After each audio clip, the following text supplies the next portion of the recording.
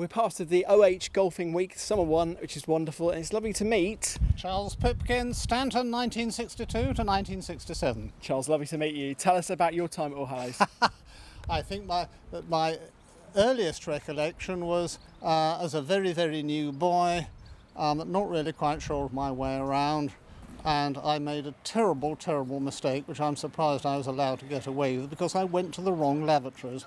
And there was the head boy saying, "What do you think you're doing?" And I thought I was going to be thrown off the cliffs, or at the very least. Yeah. But fortunately, I was allowed to survive. But so yes, that is my earliest memory of All Hallows. What a great memory. It was a tough school though, wasn't it? I mean, it wasn't easy. When you, as a third former, you had to learn that you were a very, very small fish in a very big pond. You were the lowest form of human life. Exactly. Plebs. Yeah, Absolutely. all of that, yeah. And I just remember just the building, going in, and the birds and all of the uniqueness of it. It was a very interesting environment to be at school, wasn't it? Oh yes, yes. No, I mean I had a lot of fun there. I made some very good friends, and here I am, God, nearly 60 years later, still enjoying myself with them. Fantastic. So I think I've been very lucky. Friends for life, right? Absolutely. You had to be, I think, because it was a real camaraderie when you were at school, you know. It certainly was. It Yes. certainly helped you with that. And the long drive going down on the Roosden Mist, who can forget that?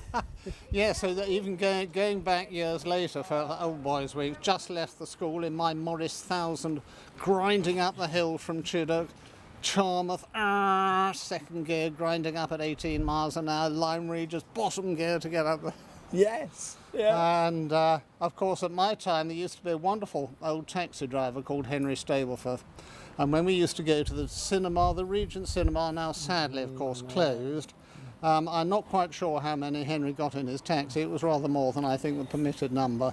And he would just get up the hill with 5 of us in the back of it. Great fun. Absolutely. And other stories? Were you into sport? Were you into CCF? Probably. I don't know anybody who was into CCF. Really.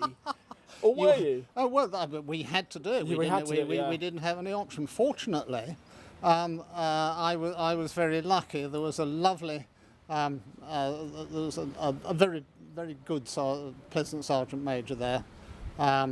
Sack Cornish, another one who's remained nameless, who I didn't like at all.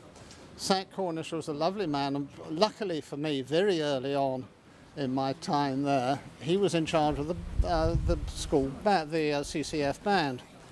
And I don't know how he found it out, and of course he said, "Pipkin, you can play trumpet." So I said, "Yes, I play. If you can play trumpet, you can play bugle," which of course is exactly the same thing, you know. And so fortunately I was made to join the corps of drums, which as far as I was concerned was infinitely preferable to digging holes and sending messages and that sort of thing. Absolutely. Great fun. Oh, amazing. And you had a lovely, you had very nice kit, because he was the quartermaster, so he was in charge. We had all the best kit, because we had to look smart as the band. Absolutely. Oh, wonderful times, wonderful days, and thank you so much for all these stories. Really. Who was the headmaster when you were there? We had, initially, for my first 3 years, was Val Hill, who'd been there since 1870 something. And then in my last year or 2 years, I think, was Gethin Hewn, who of course was completely different. Yeah. You know, Val Hill was Victorian, to put it politely, and Gethin Hewn brought the school, I think, kicking and screaming into the 20th century. Changing times. Absolutely. Brilliant. All right, But so great fun. good to talk to you. Thank you so much. Great pleasure. Thank you. Thanks.